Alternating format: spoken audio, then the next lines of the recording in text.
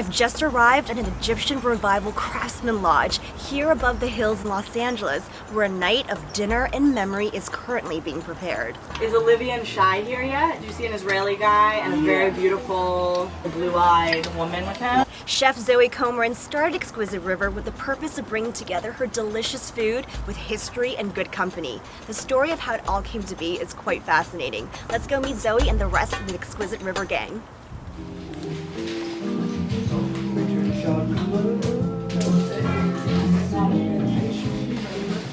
Hello! Welcome!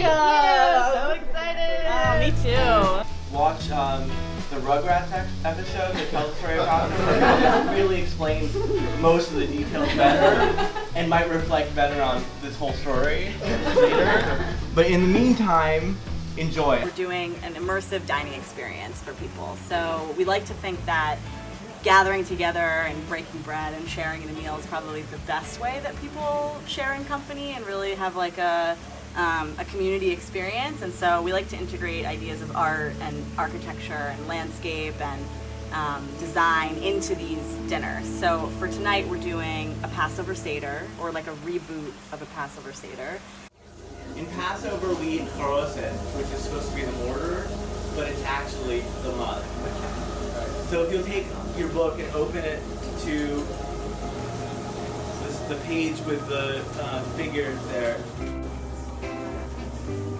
I was doing food for a long time. I had a restaurant in Israel for 7 years, and I came back to the States with my husband knowing that I was going to have to go through a period of exploration and like, what do I do now, and do I want to have a restaurant? And I think the answer was very clear once I realized that my body had gone through the ringer.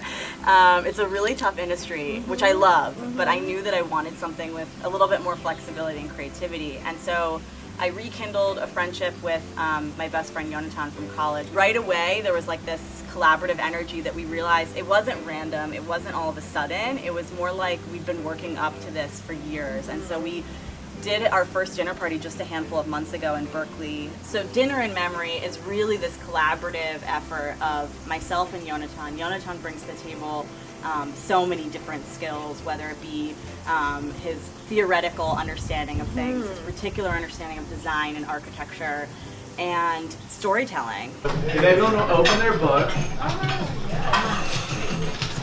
So we start with a story which we told earlier of Elijah. In this particular dinner, we looked back at the history of Passover Seders. Passover for me has always been a really important meal, and it's, as I've been doing these dinner parties, I kind of understand how much Passover has an influence on it, because it's like all the theatricality of, I mean, it's totally theatrical. I mean, it's the most dramatic story ever. And it's also like telling stories through food. This mud, it's the goo inside of us. It's the goo in you. It's the goo in all of us. The goo in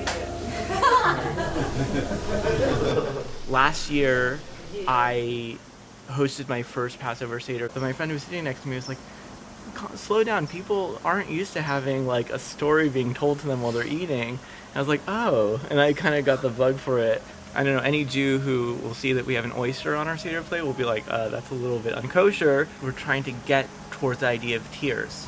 So you get the salt water, briny, and we're gonna follow that up with a whole wedge of Meyer lemon that you eat the whole, you know, the skin and all, with some ground pink peppercorns on it. So you're gonna have this nice, like, double shooter action to take the place of that moment in the ritual. So then we're gonna have the schnitzel fried chicken livers, which we're doing with this typical dish called charoset, which is meant to represent the mortar that was used in the bricks to build the pyramids or to build the king's tombs or things like this. So it's basically like an apple and wine and walnut concoction, and then we're gonna do some frizzled leeks on top of that. Then we're doing a salad that's a reference to the bitter herb. The bitter herb is something that you eat that's supposed to remind you of the bitterness of slavery. So again, it's like all these heavy themes. So instead we're gonna do a really beautiful burnt lettuce with candied egg yolk and fresh horseradish. It's not even something that you eat generally. You just usually have a bone in front of you, like on a plate. So we're doing like a roasted bone marrow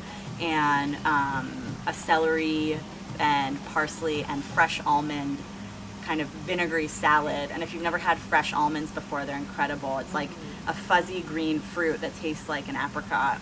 Then we're gonna do a matzo ball soup. We made our own matzah from scratch. Of course. From flour that we milled just a couple of hours ago at a place here in Silver Lake. So that was really cool because that actually does speak to the tradition of like, they had to make the matzah in a rush because they were fleeing. But in this case, instead of a clear chicken broth, we're going to be doing a really, really rich ruby red beet broth to represent. This is where it gets really dark.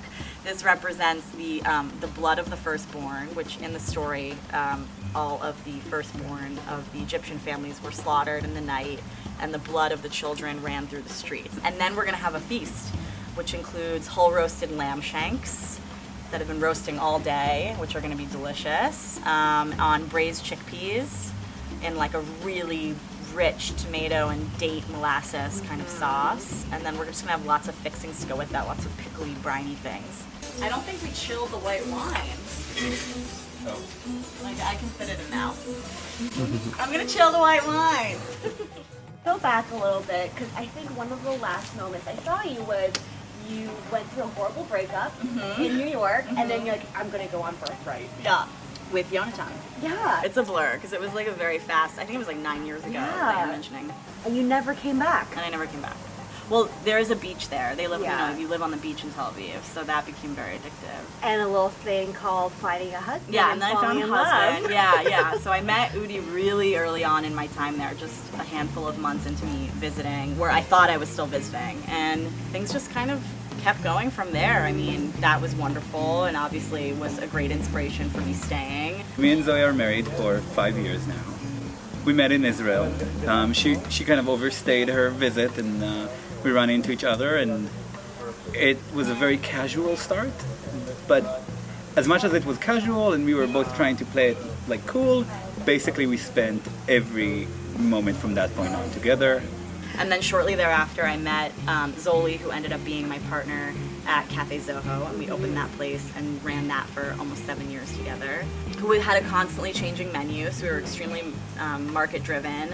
And in Israel, which is very similar to Los Angeles, the produce is so varied and so seasonal, naturally seasonal, that I really grew my culinary education through that model, which I know is very, like, those are all buzzwords, but it just happened to be that way. Yeah. Like, I understood that what was available in the market, in the shuk they call it, was exactly what I should be cooking that week, and so that was how we implemented the menu. Anyone who knows places in Tel Aviv or goes to visit from abroad, if they hear Cafe Zoho, they're like, oh, that place, because it's always so buzzing and so alive. The community came to us. That's the crazy part. There's something to be said about the connection through cooking these foods and self-discovery and self-identity and learning more about yourself. Oh, totally. I think we always talk about, me and Zoe, about how maybe one of the most basic forms of communication is food. You can really convey childhood memories and really, I think the basic things you connect to, you can convey through food. Yeah, that's such an interesting question that I think I'm only just beginning to tap in my sort of culinary exploration right now. Yeah. Something that I think is interesting is that I didn't have a connection to Israel before I accidentally moved there, completely by accident. Yeah. And while I was there, I wasn't really cooking food that you would consider local. And Israeli cuisine is sort of this fumbly term, right? Because it's made up actually of so many different countries, all of the surrounding Arab countries, Palestinian cuisine. I mean, everything influences it. And I wasn't cooking it because it was everywhere. It's like if you live in New York, maybe you don't really make pizza because there's always good pizza, something like that. So when I left was when I really started to play around with the flavors. Having Zoe back here, I kind of was able to understand what I was doing there and why that's an important part of my story, or my sort of my personal identity, especially going to the, going as far as doing Passover, getting that Jewish. It's kind of interesting. It's remarkable the number of like individual dishes, like samosa. There's a dish called sambusak, which is the same that is eaten in most of the Arab world and also like in Ethiopia and Eritrea, and that's something that everyone loves. Everyone loves dough and meat, or dough and potato inside of it, and it's something that's really shared. and it also tells a story. And I think that that's the kind of thing, like, you find both individual sort of like or separated identities in food, but you also find sort of really shared identities, and you see, oh, this particular food is actually something that we all have.